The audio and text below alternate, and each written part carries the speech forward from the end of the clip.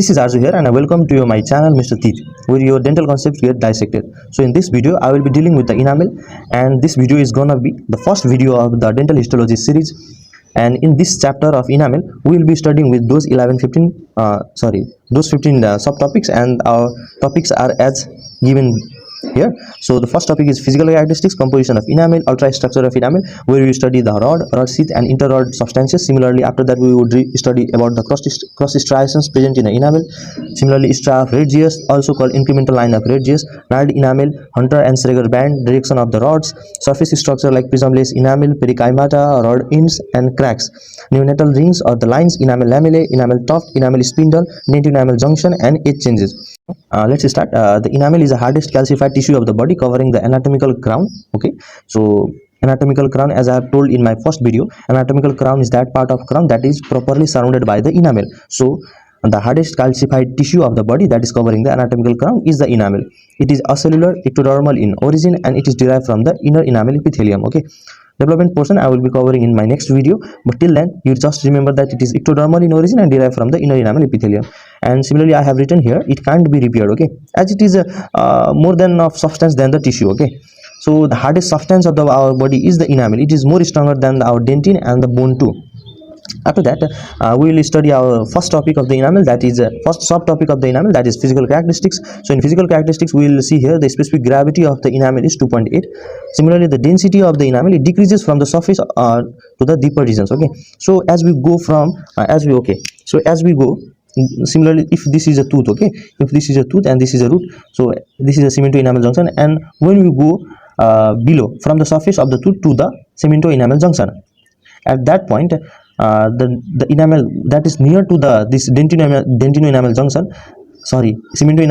there is less density. Okay, and the density at the occlusal portion at the surfaces of the tooth, it have the larger density. Okay, so now we will discuss with the translucency property of the enamel. So translucency depends upon the degree of the calcification, homogeneity of the enamel. Okay, so how much it is calcified and how much homogeneous is the enamel is.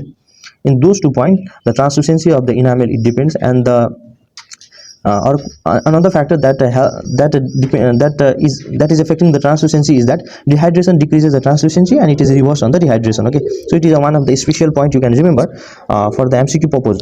Now in the color portion, we can see here I have written it varies from the light yellow color to the gray white color. Light yellow color is present in a permanent dentition as it is more translucent, so the inner dentin would be more of visible in the permanent dentition and appear light yellow, but in deciduous dentition it is gray white because the enamel is quite of less translucent there. Now in thickness, we can see here that the maximum thickness is present at the cuspal region or the occlusal surfaces, that is 2.5 mm, and the thickness of the tooth. Okay, so I will explain from this figure too that the thickness. Okay, so the thickness from the cuspal region towards the cemento enamel junction, as we go towards the cemento enamel junction, the thickness of the enamel, it decreases, okay, gradually. So at the cuspal region it is 2.5 mm, and at the cervical line it is like a feather edge like. Okay, so this should be remembered, thinning from the incisal to the cervical line. And I have prepared the proper note of this chapter. Okay, so you guys do not have to take stress about this. Just once go through these notes and you would know everything about this chapter. Okay, now similarly another point is that it is thicker. Okay, you should remember this point also, it is so important. Sometimes they can ask in viva, so tell me the thickest portion of the tooth where the enamel is more thickest. Okay, so the lingual surface of the maxillary molars and the buccal surface of the mandibular molars, in those portion there is a more thickness of the enamel. Similarly, when we go in the hardness portion, so as I have written here the Knoop hardness number. Okay, so Knoop hardness number is 350 to 500, and I will dealing with this hardness, okay, hardness standards in my dental materials video, but here you just remember that Knoop hardness number is 350 to 500 here. The hardness dependent upon those two factors. Okay, high mineral content, that is 96%, that is inorganic content, and 4% organic content. Everyone know this. Similarly, the crystalline arrangement of the enamel, it will withstand the functional masticatory forces. Similarly, at surfaces it has a high modulus of elasticity than on dentino enamel junction. Okay, so it is quite similar with the density. As we go deeper, there is less dense, and at the surface it have more dense. Similarly, the hardness at the surface it is more harder, and at the surface that is nearer to the dentino enamel junction it is less. less harder. Okay, so now in brittleness property we can see here it is more brittle than the dentin, and underlying layer of the more resilient dentin is required for its integrity. Okay, as it is more dentin, as it is more brittle, so it can break easily. Okay, but the underlying more resilient dentin supports the enamel uh, and maintain its integrity. Okay, so in our next point we can see here the permeability. Okay, so enamel is a semi permeable thing. Okay, and radioactive carbon, that is C14 labeled carbon, is permeable through this enamel surface. Now in conductivity we can see I have written it is a non-conductive. So I have completed the physical characteristics portion of the enamel, and these all points are too important. Okay, so just remember all points that I have mentioned in this note. After that, in the composition we can see that enamel, we have organic portion and the inorganic portion. Organic portion constitute of 4%, and inorganic portion it constitute of the 96%. After that, we can see here in organic portion, here it contains the protein and the water. Okay, and enamel proteins are the contrast to the collagen in the bone and dentin. Okay, so this point wants to tell us that as we know that in the bone and the dentin there is a presence of the collagen. Okay, but not any kind of collagen is present in enamel, but only thing that is present in enamel is the enamel protein. So it is quite of analogous with the collagen. Okay, now there are two types of enamel protein, okay, that is present in enamel. One is amelogenins and another is non-amelogenins. In amelogenins are those enamel protein those have low molecular weight. Okay, similarly they constitute about the 90% of the enamel protein, and they are hydrophobic. Okay, they are hydrophobic. They are rich in the proline, histidine, glutamine, and the leucine, and you can remember this by a mnemonic I will be telling later. Similarly, the non-amelogenins are the high molecular weight proteins, and it constitutes over the 10% of the enamel protein, and it is rich in glycine, aspartic acid, and the serine, and we can remember it by the gas. Similarly, though, the names of those proteins are enamelin, amyloblastin, and the toptilin.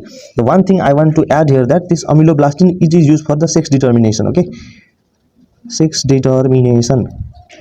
So it encodes for the X and Y gene, so it is also responsible for the sex determination, and the mnemonics for the remembrance of those amino acids and this amino acid that are present in amelogenins and non-amelogenins is that, so we will remember by remembering that history of LPG gas. Okay, history of LPG gas.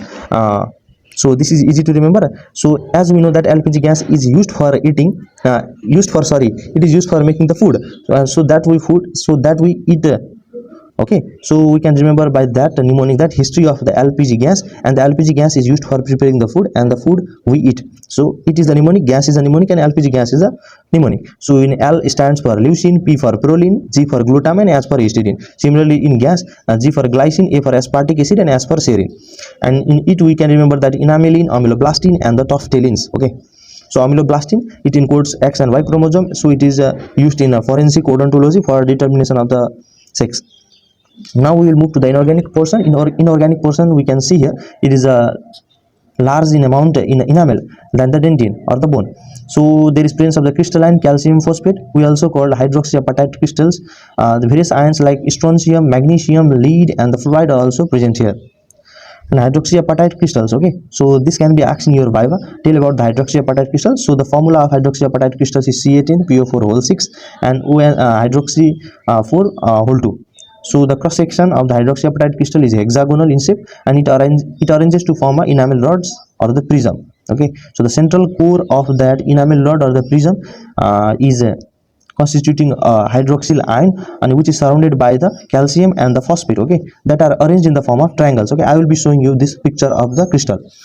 After that, the point that you should remember is that in calcium, okay, so this point also you will be understanding after seeing the picture, but till then just remember that calcium 3 and calcium 1 is replaced by the magnesium, and hydroxyl is replaced by the carbonate ions. So as the magnesium and carbonate ion replaces those ions, there will be poorer fit in the ions of the enamel in the lattice structure. Okay, so it destabilizes the lattice, and the enamel become more soluble.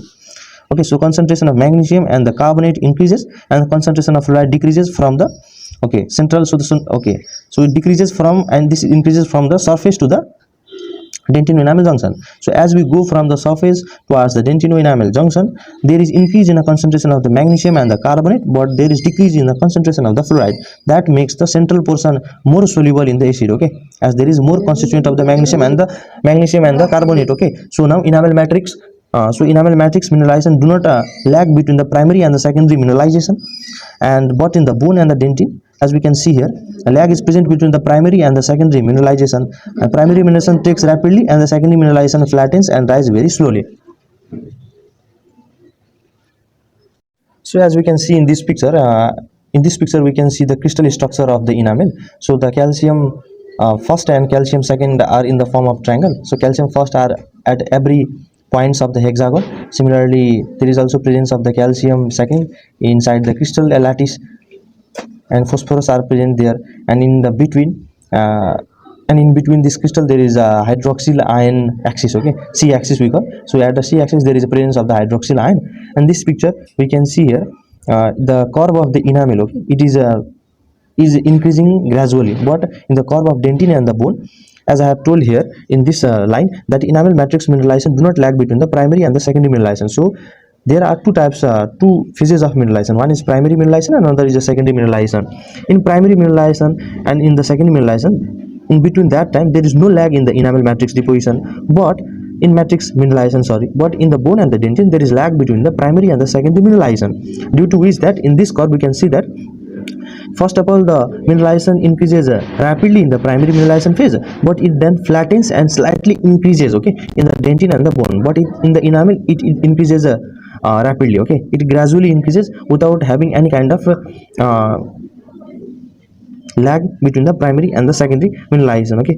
So if you love this video, please do like, subscribe and share with your batchmate. Till then, stay tuned for this another part of this enamel, okay, and I will simultaneously be uploading the videos of dental materials and the dental anatomy too. So stay tuned and stay happy and stay healthy. So thank you.